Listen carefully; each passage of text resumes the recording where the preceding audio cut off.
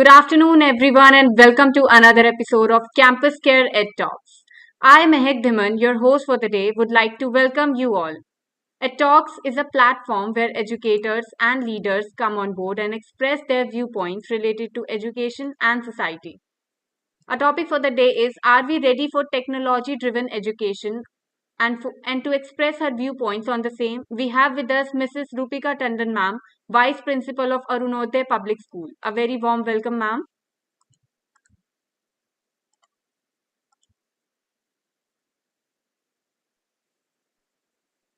How are you doing, ma'am? A very warm welcome. Thank you so much, Mehek. Thanks for this opportunity once again. And I hope you all are doing well. Thank you so much. Thank you so much, ma'am. So, ma'am, let's start off with the session, ma'am. Firstly, we all know that technology has become an inseparable part of our life. So, do you think that we Sure. are, prepared to adopt these technology-driven education yet? See, I won't talk about the entire world. Let's talk in the Indian perspective. From the very beginning, Indian education system, which has supported us through thick and thin, and which is why most of the big wigs of the great companies, they are Indians. But if you look at it, it has always been unidirectional. It always has been from the teacher to the taught. Now, the newest concept is we do not call them to be taught, we call them learners. And here, teachers and students both are learners. So, it was during the pandemic that we actually had to shift. We were made to the online teaching, and we embraced it with a great deal of courage. How much we were successful was the degree was different in all, but the major hindrance which I feel in going totally to embrace this online education is, especially in India, is the digital divide.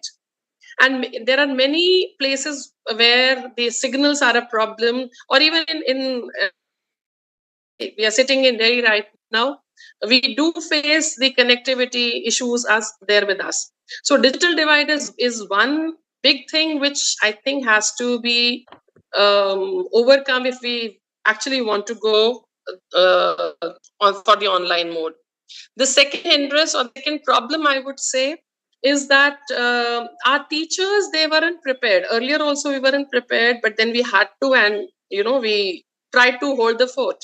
But in our teacher training institutes, the B.Ed program and all, they now should think, because it's no point in going back to the traditional way of teaching. We have already, gone one step ahead on the online teaching, and now we all are trained. CBSE is taking care of that it also.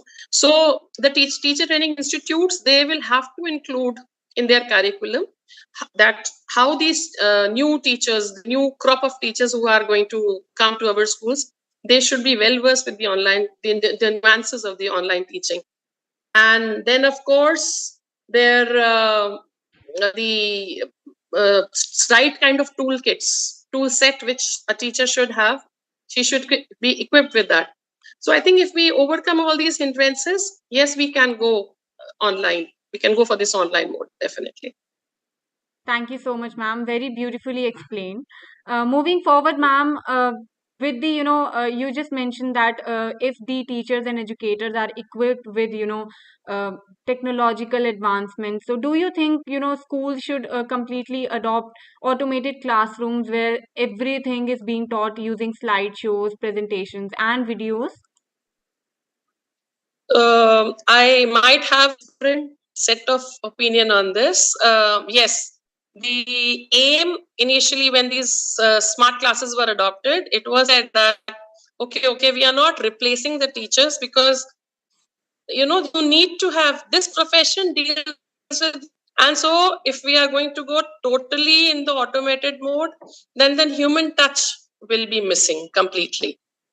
Many a times it so happens that we are teaching in the class, and from the face expressions of the child, we then and there decide that, okay, we need to change the our mode, or we need to introduce some kind of, a break through where a child is engaged in a different way. In a recent study, they say that the attention span of earlier it was 8 to 9 minutes. Now, after this pandemic era, the attention span has reduced to 2 to 3 minutes. So unless we know, it cannot be a monologue. It cannot be, as I said, going unidirectional was an ancient way, was the traditional way. But now it's high time that we need to change it. So going totally online will be, or in the automated mode where pre-recorded lessons are there or PPTs are there. It can be a good support system, but I don't think there will be wise enough, because one is human touch. Secondly, we have to remember that we speak of differential teaching or differential learning. So in a classroom of 40, there are different types of learners are there. So for every learner, my teaching has to incorporate everything. So there cannot be, one yardstick to measure it all. So I think then and there, humans still have the capacity, thanks to the intelligence. And I'm not talking of the AI. Intelligence of the teacher is that how she assesses the mood of the students, and she brings in some slight change, not digressing from the topic much, but she has to get into the mind of the child, and that cannot be done by a machine completely. So it's a good support system, but 100% no, I have my reservations. Absolutely, ma'am. Teachers' presence is, it's really required in the classroom. No matter Yes, how many technological advancements are there, how much we try to, make students learn by slideshows and PPTs and everything. Teachers' presence is a must true. here. Thank you Yes, so much, yes, ma'am. Moving forward, ma'am, do you think this technology plays an instrumental role in, improving the learning of the students? absolutely. I will say it was the only silver lining in the education field when this pandemic had hit the entire world, India. From my own perspective, I would say uh, they were pushed into an ocean. That okay, now if you have to survive, so you will have to flip your you if to in order to survive, you will have to be afloat, so you will have to learn. So at that time we had to plus a lot of NEP, which we are on the threshold of adopting the NEP also. We talk about a lot as self-paced learning. Yeah. So all children, as I earlier said, that there cannot be a single yardstick to measure the intelligence of a child. Similarly, there cannot be one single method which a teacher has to adopt. But then a child learns at its own pace, and that is the most beautiful part of the NEP. That a child should be given the goal, but let the child learn at its own pace. So self-paced learning is possible using these technological advancements. Then, if a child is absent, through the LMSs and the other solutions that are available now easily. Then there are certain YouTube channels also they talk about. Even the teachers have their own YouTube channels and all. Or whatever we are teaching in the class, that can be recorded and we can send it over. So the child, if a child has to study, and has to study, of course, he or she will be able to do it at his own pace, place, and at its own convenience. The third important thing is here the parents are not aware of what was happening in the school. In this technological advancement, if we have to embrace, the parents' role will be very, very important. And then the parent cannot say that I was not knowing what all is happening. So, it's not completely, but a parent should be knowing what all is going on in the class, and that can be easily checked. So, these technological advancements have definitely bridged the gap between the. And then, see, we have to understand that the knowledge is not limited in the books or the classrooms or libraries. It is there on the click of the button. But the judicial your smartness is what source you are going to select for the source of information. So if that is kept in mind, I think it is a wonderful concept which has been introduced in the area of education. Thank you so much, Rupika, ma'am.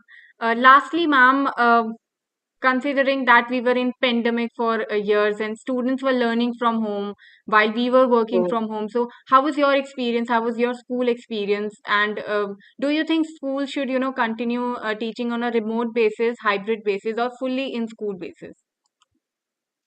No, I think now that the children have the taste of the device in the hand, it's very difficult to remove those mobiles from them.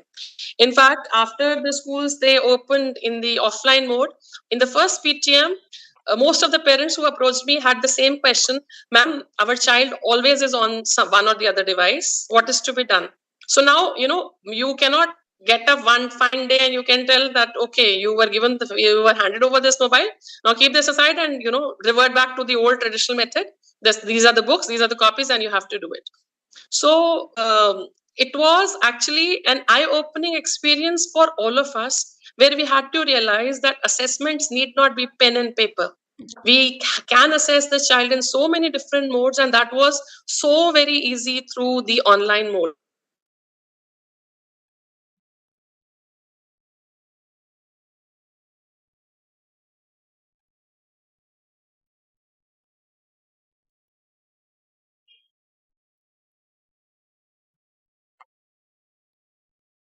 The schools should think of hybrid mode also. The practical problem that we faced was that the data gets divided. Again, in lack of sources, if we are having that smart class setup, then of course it won't be a problem. For schools who are not having enough smart classes, working on my own laptop in the class, taking it in the laptop, taking my laptop to the class or through my mobile, my attention is divided.